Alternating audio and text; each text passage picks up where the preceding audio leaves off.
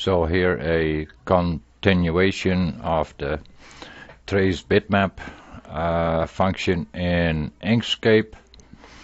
And so we have this image, and I'll quickly do a tracebitmap and adjust my setting a little bit for this image. It doesn't matter too much, and I click OK, and there I can see in my objects panel that I do have a path. Okay, now we have a few options. We can fill in this coloring with the paint bucket, and I will go and show and do a few. And I have my color set to the red for the flower here, and so there we have a red flower. But now as I'm zooming in, you can see we do not see really nice finishes in the edges, and in some ways that won't matter too much, but in some other designs that may matter quite a bit, because we will be going and cleaning that up in a bit anyway. But there are other options, so I'll just go and go back for a moment. So now we're back to the original path. We have another option. This design, if we go and break it apart, I have to go and use a select, and I'm selecting the path, and if we go extension, ink stitch, and fill tools, break apart the fill objects, we can go and try do that and apply. Oh, close, edit, undo, edit, undo. If we use it in the ink stitch menu, then we want to make a kind of sure, and in a newer version you have this, it does it automatically, but I'm running an older version yet here with ink stitch on this computer right now.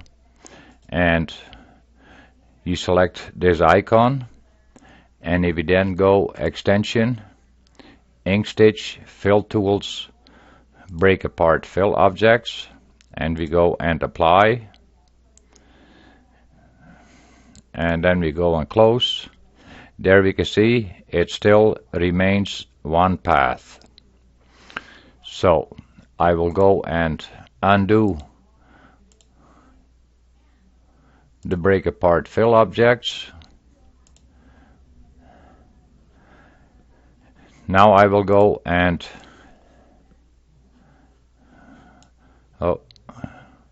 select it, and we go path and just break apart. So now we see that everything is black, and we see all these boxes, so they are all different paths. As you can see in the objects panel, there are now a lot of paths, and this can be dealt with without a problem. It will depend a little bit on how comfortable you are with everything, and I'll show you here something. So I'll deselect here, and now I go and have the first one selected, and I will move that one out of the way for a moment. Now we can see, oh, I should go also and turn the image off, because that can be coming through to the background, and I'll lock in the image. Okay, now we can see we have all different paths. Now we can go and, quite easy, we can go and color this in. So if we want this flower, as we had in the previous one, we wanted is red. So then what we do is we can go and select one path, hold the shift key down and select the other paths, and we give them a red color. And here with the leaves we can go select one, and then with the shift key down may have to zoom in order to be able to select the small one. As you can see, I have all three selected now, and I'll give them a lime green color. This way you will get cleaner edges with everything. And also if you want the contours, we can have them all selected and we can have the contours on them. So that way you can color in an image quite easily also. And let me see, I guess we forgot one red one there, so I'll make that one red for a moment too. But now for the sewing aspect, we want to have this piece of the flower, we would want to have that as a full path. Like we don't want to have these little fingers sticking up in there. We would want to have the shape completely full. So there are two options you have. You can select it, go to the node select tool, and you can start deleting, selecting the nodes and delete them. Okay, and as you can see, I'm getting a funny shape here all of a sudden of that, well, let me call it fingers. And in order to adjust that, we can go to the preference window to change that. So I will undo this last step for a moment, and now we have that finger is back in its own shape again. So what we will do is we'll go to the preference window, and you can get there in a quick way by, instead of going through edit and preferences, if you double click on each of these icons, it will jump to the preference window, and if you have the selection double clicked, it will go to the selector in the preference. If you double click on the node, it will go to the node selector. If you click to the shape, it will go to the shapes. So that way you can go and make some changes on the go basically. And in order to do that, to make a change with these nodes, and that is this button on the bottom, that is deleting nodes, preserve the shape. So if that one is check marked, then you start getting those weird funny fingers on there. If you go and take the check mark off, we'll do that, and now we close out, and now I will go and select those nodes. I may be selecting too many, and I will go and delete, and as you can see, now it all has cleaned up right away. And so that way you can go through each of these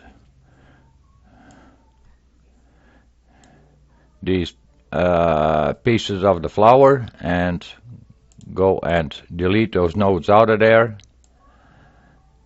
But I want to show you a different way too yet, and that may be not necessarily for this image, but you can use it for different images. And I'll finish that one that way. Okay. Let me see. I'll go and take a different one here for a moment, and I'll give that one a different color, and okay, and I will zoom in a little closer to that one. There is also a different way how it can be done, and that is, what you can do is draw a path over here, just a line. We can go and, if we want to, we can curve that line and then go path, stroke to path, and then have that one selected, and then shift select the purple, and we go path union, then go path break apart, and then path union, and there you can see it is instantly, that is cleaned up. And if you want to fine-tune this bottom edge yet, that'd be fine too. Then if you want to have your shape a little bit bigger than what it is, say you want to have a satin line or a contour, some kind of contour around it, and you want to make this shape a little bit bigger, what you can do is you can go path and you can do outset. And so if you watch now the shape, you will see that the white area on the edge becomes smaller, and path outset. That is also a setting by how much it will change the inset and the outset. Then you go to the preference window and you go to behavior,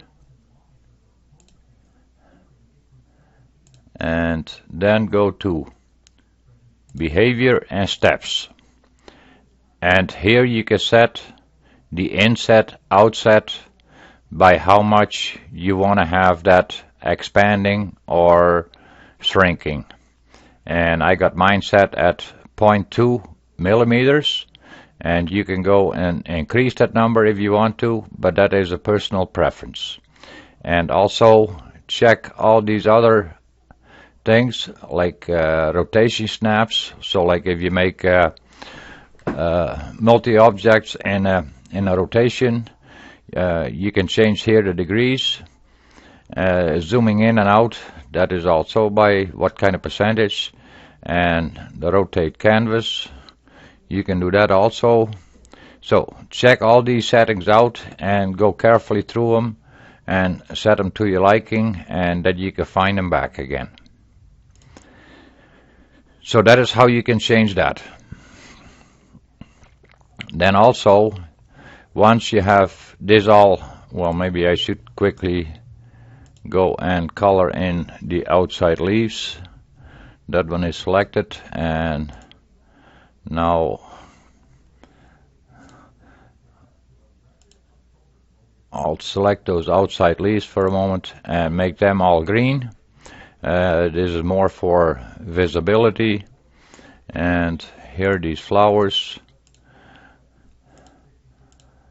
I mean, this way you can color in things pretty quick and make them all red again. I'll make that one red.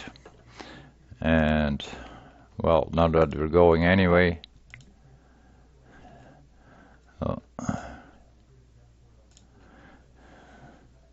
And we paint them red. Then this one, you think, why would I need that? Well, that can be handy. What I will do is I will go and on that part I will set the fill to none, and then I'll go and set a stroke,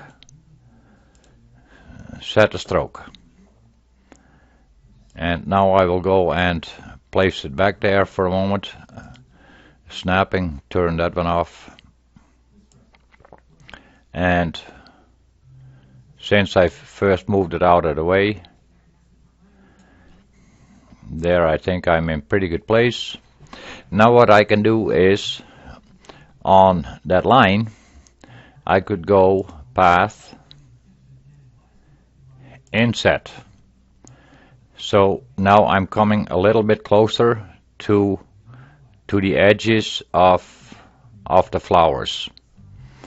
And if I want to, I could go and do it once more. And say I'm satisfied there. Now I can go and set my width. So say I want to have that 1.5 wide. And I can, just like that, I can turn that line into a satin now. Extension, ink stitch, convert line to satin. And there we have a satin, and then we can go and see how much of an overlap we have with the shapes. I could have gone even the inset a little further, but I don't know if it works if I'm selecting the satin line this way. Path, inset. As you can see, that completely made a mess out of it. So what you can do is go a few steps back. Now I'm back to the satin line again, and now I'm back to my full line again. Go path, inset, and if I want to see where my line's lining up, then what we can also do is zoom in fairly close, and we can go view, and we can go to the X-ray view. Now as I'm moving my mouse over top, I can see where my lines are lining up. There you can see where the lines are, and you can see what is underneath it sometimes. So whatever is sometimes hiding on you, you can, as you can see, the inner line is the red one. So you can go to the X-ray view to see that. So now I'll go and go back to my blue line again, and I'll give it one more inset, and then extension, ink stitch, satin tools, convert line to satin, and as you can see, I'm having a better overlap with my filled shapes, and I'm pretty happy with that. So that way you can use that totally black shape. You can use that for right away constructing a outside satin line. And then all what you would need to do is play with your contours for in the center wherever you feel like having the contours. And the same with the center pieces. If you want to have those, shift select, make them a yellow, and we go path, outset, path, outset. That way I can create my overlaps really nice. So I hope this will help you with your embroidery also. Also, what I just did may not all work for all the images. I have one more image here, and I can quickly Oh, I thought I had one more image loaded. Okay, this one. So here I have another image. Quickly go path trace bitmap and go update. Oh, I have to make sure I'm selecting the image, path trace bitmap, update,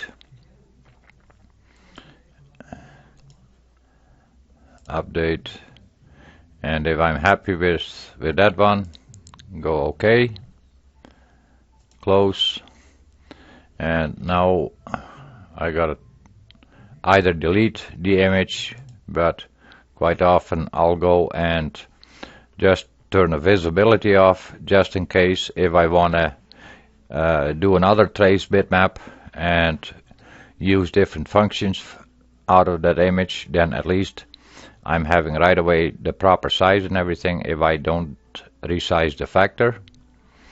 And there too again we can go path and go break apart. And here too again we see everything is black again, and we take the top layer off, and there we can see that is a solid black piece. Now we can go and we could go and color it in by selecting the pieces. The colors may not be properly what I'm putting on there, but it is just for demonstration purpose. There's pieces hiding underneath here, as you can see, and I can undo the move, and then I can go and bring it down, and then the other black pieces, they should be showing up. Now I can select that one and we'll give it a color, and you can go multi-select and give them the color, and there you can see we can just let that color it in,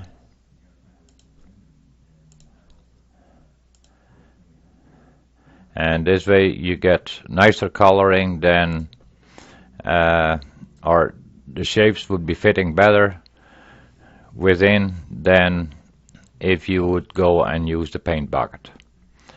And then this one, if you want to place this one there too again, it depends how you want to finish it up. If you want to have it finished like this, so be it. And this one, if you think you want to have a contour around it, you can go and this one also set the fill to none and give it a the fill to none and give it a stroke, and then go your inset and then we can go and set a line width again, and we can go and drag it in place.